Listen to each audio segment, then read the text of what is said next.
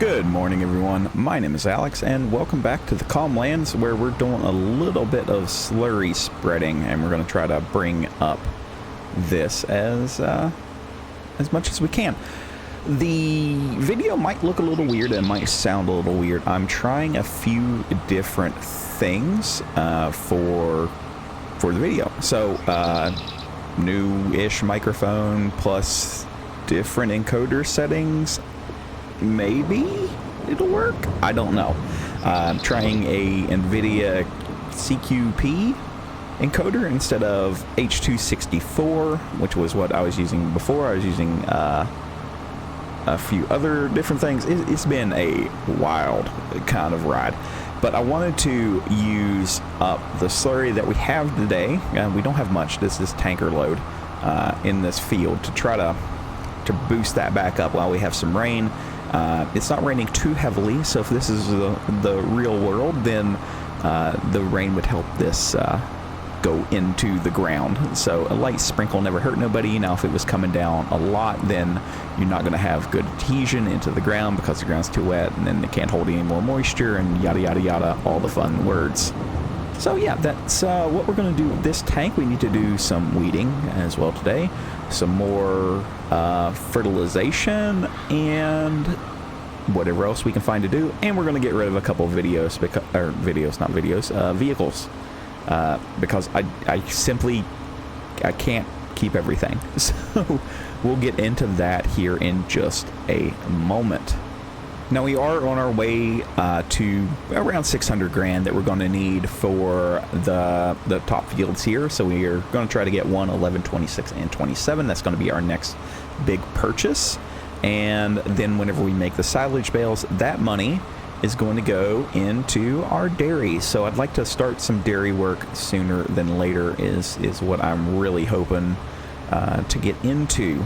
And I'm also going to have a couple different video projects coming out. If you guys would please give them a like, that would be great. I don't know when they're going to come out. They're more scripted and not farming sim related, so it's definitely going to be a change to what you guys are normally seeing, but hopefully one that you guys will all enjoy. We're also going to need to be looking into a larger four-wheel drive tractor. We had a couple conversations down in the comments about a Fendt 1050. I still don't believe that that is the way to go. So I'm really looking at either... we could stay with Versatile and get just a big Versatile. What do they call the DT 540s or something like that? Basically, I need big. I need... or want around 600 horsepower. Between 550 and 600 is where we need to be. We have the big buds are also an option, even though it would be the base game one, which is a good tractor all around. Not too awful worried about it. And then there's the New Holland, but we just got a New Holland, so I don't want to kind of get another one. And the John Deeres are just stupid expensive, and you really can't get one of the older ones with a 3-point. I know that they do exist, that is a thing, but they're kind of few and far between, so finding one's going to be a bit of a hassle. Okay, I'm going to park up the manure tank right here, and we're going to grab the old weeder here that we never use anymore, the one right behind the New Holland, and we're going to go ahead and take and get rid of it, and we're going to start thinning out the fleet today. So these are two items right off the bat that we're no longer using, and we can go ahead and get rid of them. We've got a cool $16,000 back from them, so that is a-okay with me.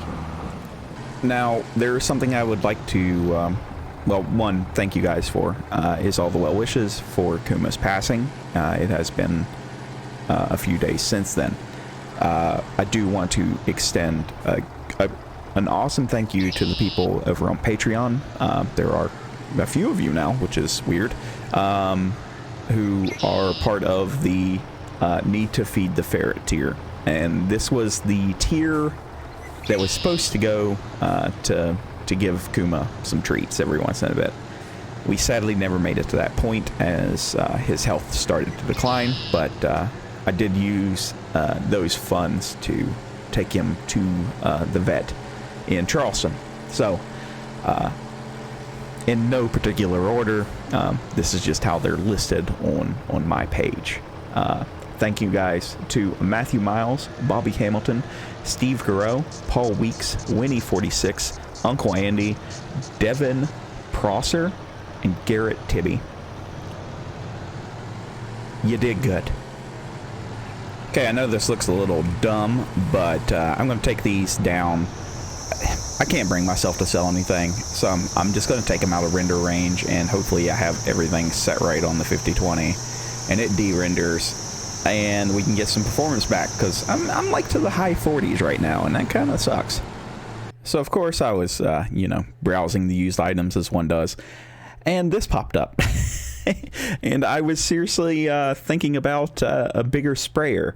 So we're going to get this, and I'm going to sell our old sprayer and the 2 trailers that we have around back.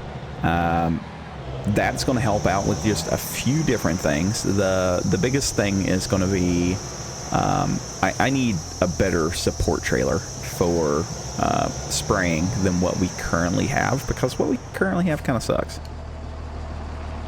Does this trailer have a back hitch? I thought one of these trailers had a back hitch. Maybe I was wrong. Ah, the little one has the back hitch. I guess it's a good thing I brought this, or bought this random tank for helping move around fertilizer. So hopefully, when we put this in here, I can just drive over here and empty it out. Yes. So yeah, we got the DEK5 for hauling liquid fertilizer. So we need to go ahead and get a few pallets of that. It says 3,200 is, can I get it cheaper? This is liquid? It says that's liquid. All right, let's buy one of these. And hopefully we can fill up on it, and then I'll go get the deer is going to be on this, and I need to bring the deer up here anyway, and we'll fill it up off of one of these pallets as well. So we've got more than enough, and I'm going to put the crop sensors on the deer as it doesn't have them, and we'll be able to more efficiently spread our fertilizer around. Now I figure that this is, oh, it needs repaired too, so we're going to go ahead and repair it. I figured that this is going to be a not fun expense. Yeah, it's 15 grand, but it is going to help us, so I'm okay with spending that money.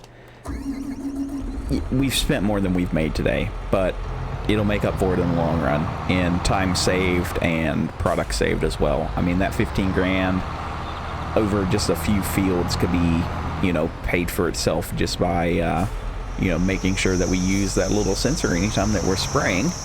And we'll go over more about that here in a minute. So need to learn the buttons here. So we need to hit Alt-B. It's going to turn on the crop sensor.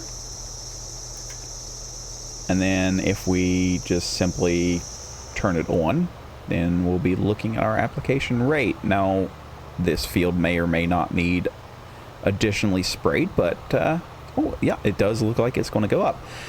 So what this does is, on the end of the booms, well, on each individual row, there's little sensors, and they're the little black thing, right? And it's basically a camera. And what this camera is doing is looking at the crop, at the leaves of the crop, and determining, based on its greenness, how much more nitrogen it's going to need to grow effectively. That's like the very basics of it. There's a lot more to it than just that. It's also taking into account, I want to say that they also have sniffers on them, but I can't remember 100% sure if that was implemented or not. And by sniffer, I mean it would take like your temperature readings and your barometric pressures around and everything else to determine just how much fertilizer you're going to need to spray on a given piece of land to make it the best that it can be, right? So what we're doing is, instead of mass spraying everything and wasting fertilizer, we're applying exactly what a program is going to say that this crop's going to need. So we're not wasting, and we're not underutilizing, you know, the product that we have. So it's a different kind of system, and I know a lot of people are not used to things like that. But as farming becomes more and more and more and more digital, you know, we're starting to see you know, different ways of doing things than, you know, that's the way Dad did it, so this is how we're going to do it, right? The best thing that I can do going forward, especially in our like our root crops, or not root crops, our row crops, corn and soybeans and things of that nature, is to not put fertilizer down with the planter and put it down with this. That way the plant is getting exactly what it needs, and we're not, you know, just overdoing it at the very beginning. So as you can see, we're adding 25 kilograms of nitrogen to this spot in the field, right? There's going to be areas where it needs more, there's going to be areas where it needs less.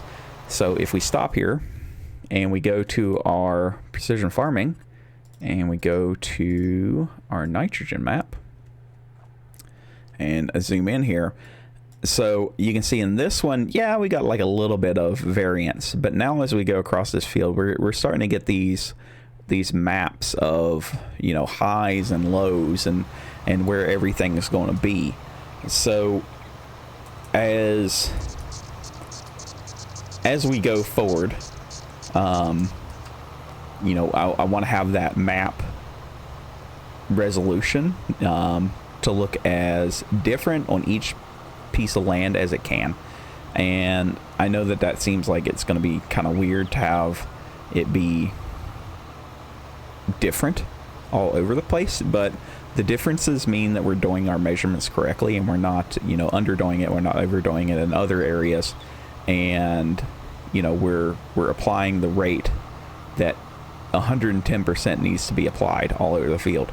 Now, there is a problem with this, is I can't tell where I've been. Because when we normally start applying fields, it's easy to watch the map and then, you know, determine where you have been and where you're going. So it's going to be a good time to actually use the GPS. So what we're going to do is I'm going to turn it on here. I think it's this one. Yeah, there we go. Auto width. So almost 100 foot wide. That's pretty good.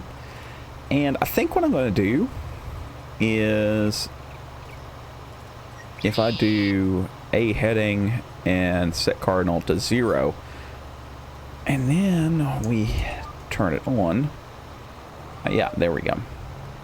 So I should be able to have some lines here of, you know, where we're going to go. And I'm going to do just north and south. So cardinal 0 is north.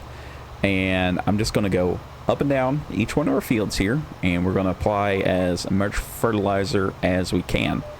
And I don't think we're going to use everything that I just bought, which is okay. I'm okay with, you know, not buying everything. It gets a little expensive sometimes, but I think that see, now we're over fertilized right there, or we were in that spot. So like right here, we're over fertilized. So that was an area that we wasted money. So I'm going to do this to all the fields that are planted, and I'm going to do the weeding off of camera, because that takes forever. Even at 9 meters wide, it takes forever, and there's no good hoe attachment for anything. So definitely do those off camera. But we're going to knock out as much as I can with the 3,000 some odd liters that we have here, plus what I have in the support trailer. Shouldn't take too awful long.